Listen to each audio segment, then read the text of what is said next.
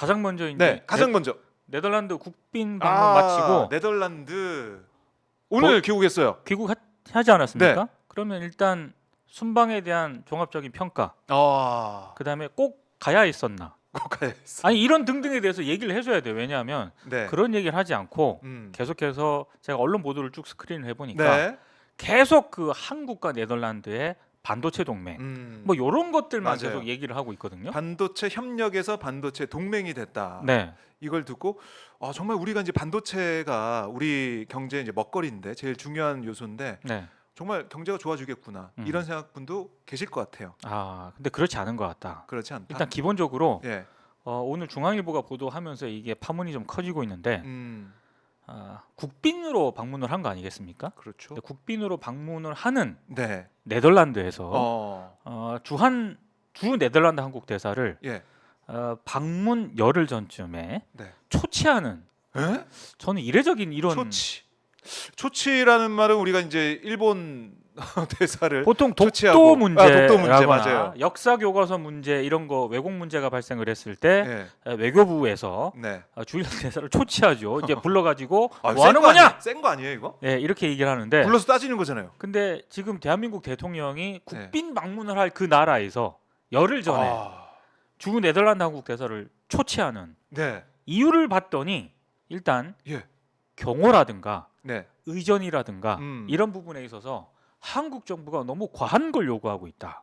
과한 걸 요구하고 있다. 네. 그러니까 이를테면 이런 거예요. 네. 일단 뭐 경호상의 이유로 방문지 어느 곳을 방문을 하지 않습니까? 그러면 거기 엘리베이터 면적 네네. 이런 것도 좀 달라 그러고 엘리베이터 면적이요? 예. 경호상의 이유로 그런 걸 요구했다라고 합니다. 그리고 예. 반도체 장비 기업인 ASML 뭐 여기가 사실 네덜란드 국빈 방문의 핵심이나 마찬가지지 맞아요. 않습니까? 이번에 뭐 클린룸 방문한다 이렇게 그렇죠. 얘기했었죠. 그 클린룸 방문 일정과 관련해서도 네. 원래는 한국청의 정해진 인원 인원을 제한을 하지 당연히 제한을 하지 않겠습니까? 당연하죠. 거기 먼지도 들어가면 안 되고 그렇죠. 중요한 곳인데. 근데 하여튼 뭐 예를 들어서 네. 자 박정호, 띵구리, 최진봉 교수 외에 3명만 들어올수록 돼 있습니다. 네. 라고 이제 얘기를 했겠죠, 당연히. 거기서 정해놓은 인원 있겠죠. 그렇죠. 수용 인원. 근데 네. 중앙일보 기사에 따르면 그 이상을 요구했다. 더 들어가면 안 됩니까? 그렇죠. 이렇게? 이제 그런 것들 등등에 대해서 예. 아마 원래 정상 방문하는 그 자리에서는 실무진끼리 협의를 하잖아요. 그렇죠. 당연히 협의를 할 때 이렇쿵저렇쿵 얘기가 나올 수가 있습니다. 서로 입장이 있으니까요. 그렇죠. 근데 여기서 이제 주목해야 될 포인트는 네. 네덜란드 대사를 불러서 초치를 했다라고 하는 거는 무슨 얘기냐면은 심해도 너무 심하다라고 해서 일종의 옐로 카드를 던진 거죠. 너무하는 거 아니냐? 너무한 거 아니냐? 네. 항의를 한 거다. 네. 그리고 제가 약간 뜨악했던 것 중에 네. 하나가 뭐 중앙일보가 보도를 한 거고 구체적으로 대통령실에 대해서는 여기에 대해서 조목조목 해명을 내놓은 적은 없습니다. 다만 이게 정상적인 소통 과정의 일환이다 이런 취지의 해명을 한 적이 있는데 대통령실 해명은 그렇죠. 그렇다. 근데 진짜 약간 좀 이해가 안 됐던 거는 네. 네덜란드 정부가 한국이 너무 한 채널이 아니라 이를테면 대통령실, 외교부, 대사관실 네네. 이런 데서 각자 채널을 이용해서 이런저런 요구를 하고 있다는 거예요. 그게 뭡니까? 그러니까 이거는 제가 봤을 때 기본적으로 용산 대통령실의 의전 비서관이라든가 요 담당하는 채널 자체가 거의 무너졌다라고 해도 과언이 아닌 것 같다. 그러니까 이게 네덜란드에서 이제 초청을 해가지고 여러 가지 협의할 때 채널이 한 곳에서 당연하죠. 협의를 하면서 얘기를 해야 되는데 그게 아니라 중구난방식으로 막 들어왔다. 그러니까 외교부는 외교부대로 욕을 하고 네. 대통령실은 대통령실대로 욕을 하고 여기에 대사관도 대사관 나름대로 욕을 한다는 거예요. 그럼 이런 난맥상이 왜 펼쳐졌느냐? 네. 이건 어디까지나 중앙일보의 해석이고 저는 이 해석에 상당히 일단 포인트를 딱 주고 싶습니다. 신빙성이 있어 보인다 이런 말씀이시네요. 왜냐하면 네.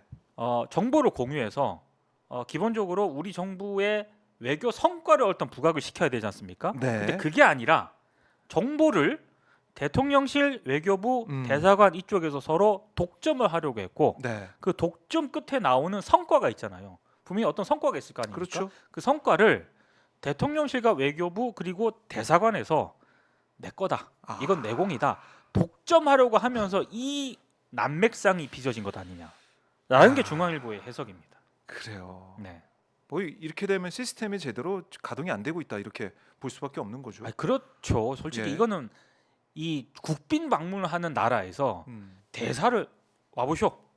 이건 너무하는 거 아니요? 이렇게 얘기하는 것 자체가 이건 약간 민망한 상황인 거죠.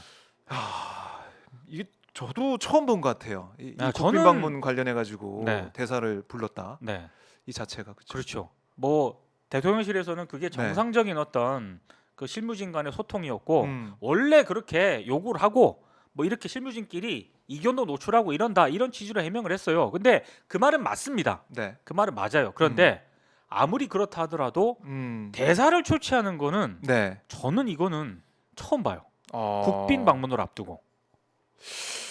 자, 이것도 윤석열 아니 정부 박주호 들어서 처음 기자도 봤어요. 예. 지금 뭐 이런 정상회담이라든가 이런 거 뉴스도 많이 접하셨고 네네. 많이 다뤄봤을 거 아닙니까? 그렇죠. 이런 거 보셨어요? 못 봤죠. 저는 처음 봤어요.